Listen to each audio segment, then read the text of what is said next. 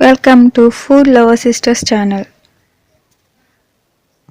ఈరోజు చూపించబోయే recipe idli and పెరుగు కాంబినేషన్తో ఒక రెసిపీ చూద్దాం.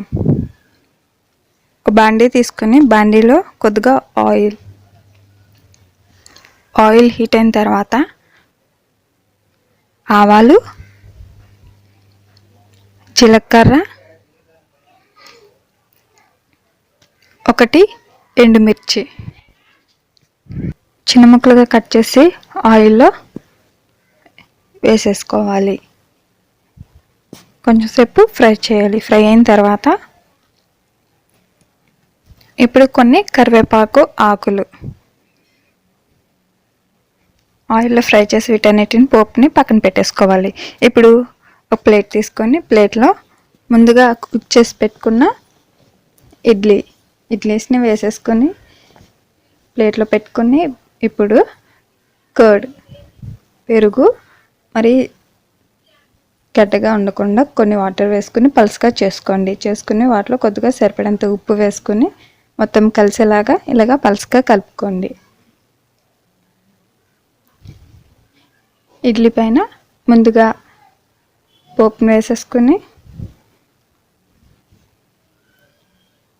అలానే పెరుగును కూడా ఇలా మొత్తం వేసేసుకోవాలి. ఇడ్లీ అనేది సాఫ్ట్గా ఉండాలి, గట్టిగా ఉండకూడదు, బాగోదు.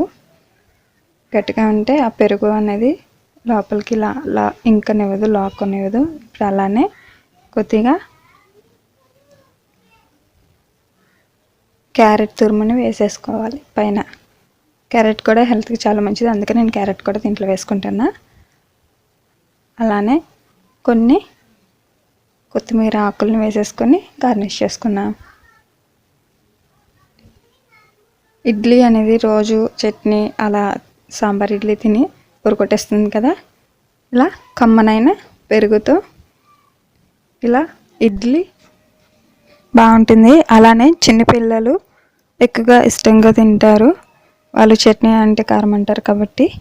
అండ్ ఎర్లీ మార్నింగే మనకు కూడా కమ్మనైన పెరుగు అండ్ ఇడ్లీ కాంబినేషన్తో చాలా బాగుంటుంది, హెల్త్కి అండ్ మంచిది కూడా. ఈ వీడియో మీకు నచ్చినట్లయితే తప్పకుండా సబ్స్క్రైబ్ చేయండి, లైక్ చేయండి, షేర్ చేయండి.